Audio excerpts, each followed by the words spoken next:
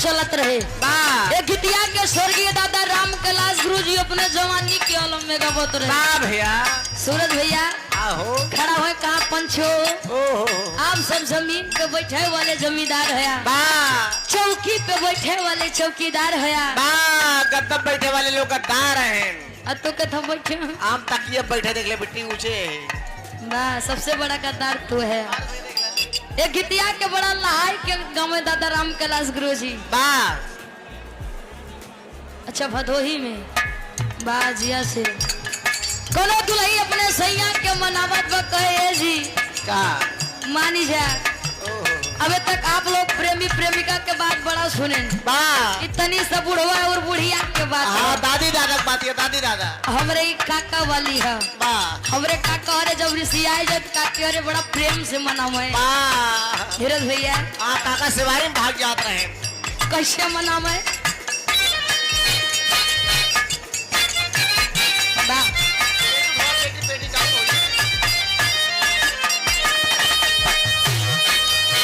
राजा हो तो है कैसे मनाई, राजा हो तो है कैसे राजा हो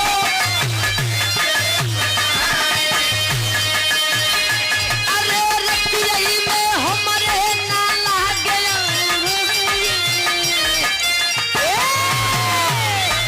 एक हमरे दादी कहाँ बुढ़ाऊ मान जा कबले ऋषि आवे कहे बतावा पतो आवतिया हमरे तोरे नात न तेरुआ होई गए अबे बुढ़ाई गए तोरे प्रेम और दांत गिर गया बार पाक का ऋषि आता है अरे रतियई में हमरे ना लागे भाई दुल्हा तो है कैसे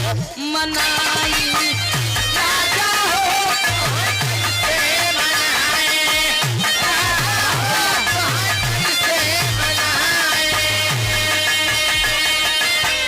बितबल पनवा हो आई गई जमानी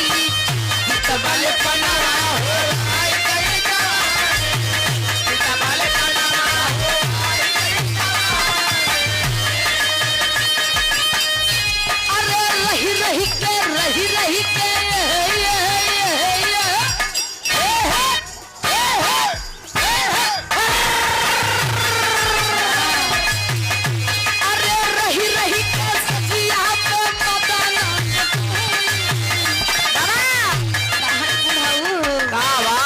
जितना हमका तू मयात क्या उतना अब तो कम आई थी ऋषिया न मानी जिया चल खाई लिया पेट फिर आता है का बुढ़िया काहे सतावत अरे सजियाई पे हमारे मदना सताई बुढ़ाऊ तो है कैसे मनाई राजा हो तो है कैसे मनाई राजा हो तो है कैसे मनाई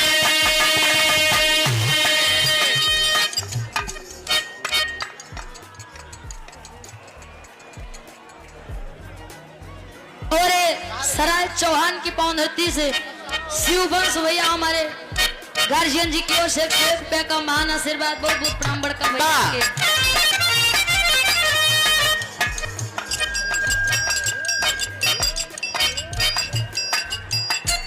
और आप आदरणीय परम सम्मानित हमारे guardian Hemant Kumar Gautam advocate gram सभा भसोट की पावन धरती से 101 रुपया का महान आशीर्वाद और आप आदरणीय परम पूज्य परम सभ्य परम सम्मानित आप श्री शेर बहादुर उर्फ पप्पू यादव भैया ग्राम सभा पिड़ौना की पावन धरती से 101 रुपया का महान आशीर्वाद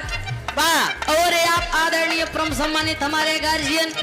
आप श्री दिनेश यादव दिनेश उर्फ बहू यादव विशाल उर्फ बुद्ध यादव अहमदपुर कैथोली की पावन धरती से विशाल उर्फ बुद्धू यादव भैया हमरे अहमदपुर कैथोली की पावन धरती से भैया मुंगरा बादशाहपुर के अध्यक्ष साहब हमरे भैया हर बार दंगल करा बहुत है गार्जियन जी की ओर से 201 रुपये का महान आशीर्वाद पाँच के प्रति आशीर्वाद के चाह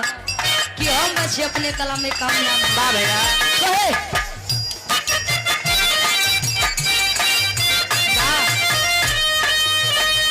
यो समय के बात है धर्मेंद्र भैया। हाँ कौन समय बात है? जौने समय मर्यादा पुरुषोत्तम राम भगवान वाह धनुष को तोड़ करके माई सीता के साथे स्वयंवर कई के हाँ सवेरे मुंह दिखाई बैठा रहा थे। सुबेरे मुंह दिखाई पे जब बैठा थे वाह तो माई सीता की सारी सखियां मर्यादा पुरुषोत्तम राम भगवान से हाय हाय मजाक करती है। मजाक करती है। क्या बात है क्या करे बोलो भैया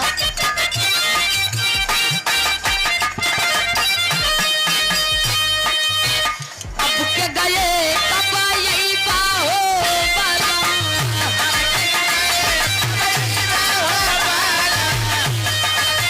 भैया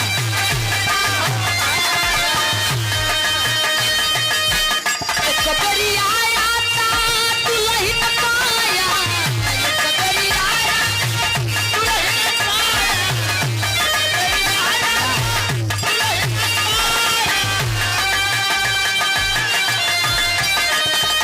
दुल्हन पाया राजा दुल्हन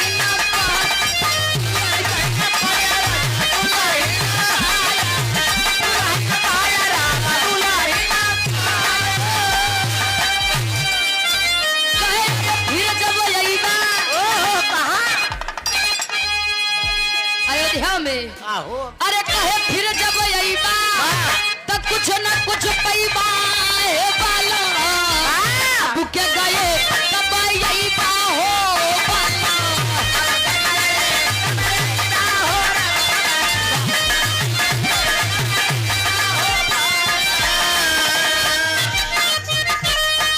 कहा जाने कहा जाने कहा जाने कहा जाने दे शहर वाली काजर है काजर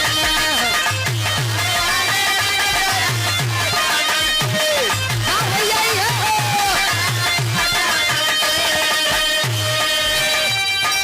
आन के बलमुआ के पूरी मिठाई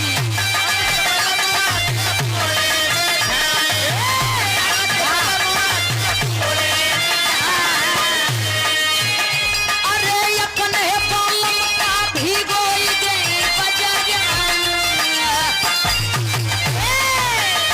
अरे अपन है बालम का भिगोई दे बजरिया का जाना दे शहर वाली का जाना का जाना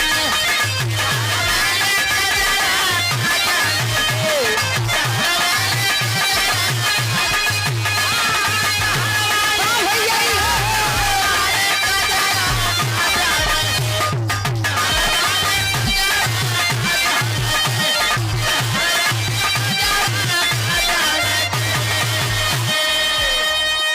कहा जाने दे शहर वाली कजरा वाह बाहर एक कजरा हाय हाय